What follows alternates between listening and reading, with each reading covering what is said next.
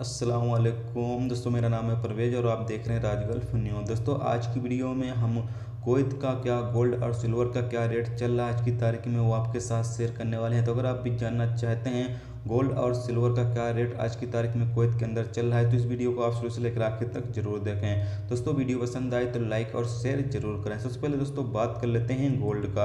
आज की तारीख में 1 ग्राम गोल्ड 22 कैरेट 15 कुवैती दिनार है और 24 कैरेट 16 कुवैती दिनार है।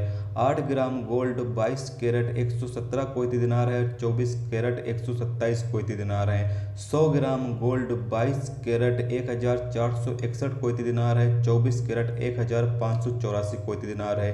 1 किलोग्राम गोल्ड 22 कैरेट 14612 कुवैती दिनार है, 24 कैरेट 15840 कुवैती दिनार है।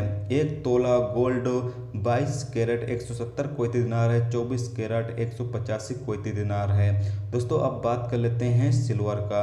सिल्वर का आज की तारीख में 1 ग्राम सिल्वर 0.17 कुवैती दिनार है। 1 किलो सिल्वर 177 कुवैती दिनार है। 1 तोला सिल्वर 2.1 कुवैती दिनार है। तो ये था दोस्तों आज का कुवैत का गोल्ड और सिल्वर का क्या रेट था वो आपके साथ शेयर किया गया। तो उम्मीद करता हूँ दोस्तों ये वीडियो आपको पसंद आई होगी।